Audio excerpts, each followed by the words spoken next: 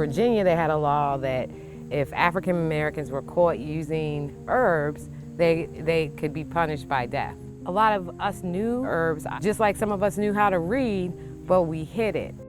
Herbs have their own little being and their purpose in this world, in this environment. I talk to them, I take care of them, and then when I actually put them in a remedy, I tell them what I want them to do for the person.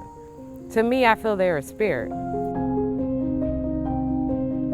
I don't think it was such a foreign environment for the captive Africans who were brought here for slavery. So we could work in the woods, and we, of course, do the medicinal part, but then we have that spiritual piece, which in Africa, of course, they had shrines, like of all these forces of nature, but here we couldn't do it. So they would take pieces of plants and carry them in their shoes, and then there's a spiritual action of the herbs too, the little like superstition nuances, but when you really think back, and if you do your research of like African continent, African diaspora, you could see it treats the spiritual issues and it treats the medical issues. No two things are separate. Hi, John the Conqueror. John was a herb, it's man of earth. John was who the slaves called on to protect them against the person that was enslaving them. So it's not really like you're working with that particular spirit.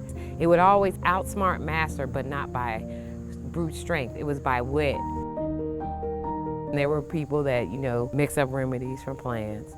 They had like, a different hierarchy. There were praying people you went to, people who knew future, read people, which is what my grandmother, my mother, they all have like some extrasensory gifts to, discern and know things before they happen. My mother would see ghosts. Like that is part of our tradition. You have to have some type of strength to overcome all the obstacles and still be positive with how systemically it's set up to work against one culture for a very long time.